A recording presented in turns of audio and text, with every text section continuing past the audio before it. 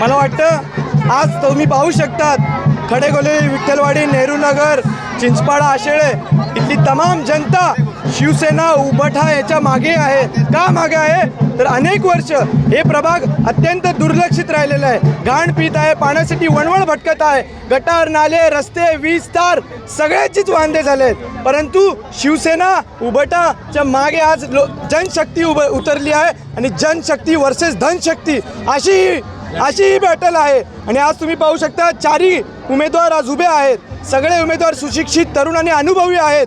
एक ॲडव्होकेट आहे, एक संचालिका आहे आणि एक माजी नगरसेविका आहे आणि मी एक युवा आहे. तर आम्ही सगळे चारही मिळून या पूर्ण परिसरांचा सर्वांगीण विकास करू, शाश्वत विकास करू. आणि जे काही प्रॉब्लेम्स आहे, भ्रष्टाचार असेल, पाण्याची समस्या असेल, विजेची समस्या असेल, गुन्हेगारी असेल, आज तुम्ही बघतात आम्ही हातात मशाल घेतली आहे आणि याच मशालीच्या धगधगत्या आगेने या सगळ्यांचा विनाश केल्याशिवाय शिवसेना उभाटा आणि प्रत्येक सामान्य जनता थांबणार नाही याची ग्वाही देतो. इतकंच बोलतो.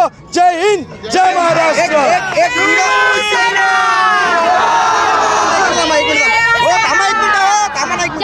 एक व्हिडिओ व्हायरल केला आहे, पब्लिक आहे, सब जनते. नेमकं काय, नेमकं त्या व्हिडिओचा उद्देश काय? मला वाटतं व्हिडिओमध्ये सुरुवातीलाच आपण बोललोय पब्लिक है सब जानती है.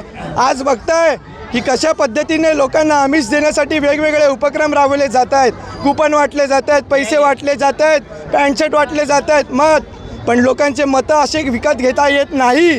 कारण लोकांना जर तुम्ही सुविधा देणार नाही आणि नुसतेच विकत घ्यायला येणार तर लोक तुम्हाला नाकारणार. आणि या निवडणुकीमध्ये आपल्याला दिसेल की कशा पद्धतीने ज्यांनी लोकांना लुटलं त्यांना लोक लुटून आणि चांगल्या उमेदवाराला मतं देतील हे येत्या 16 तारखेला आपल्या रिझल्टमध्ये दिसेल. एक शेवटचा प्रश्न, अशी देखील चर्चा आहे की शिंदेगड तुम्हाला आतून सपोर्ट करत आहे. असं काही नाही आहे. मला फक्त सपोर्ट जर कोणाचा असेल तर विठ्ठलवाडी, आशेळे, चिंचपाडा आणि खडेकोलीच्या सामान्य जनतेचा आहे की नाही.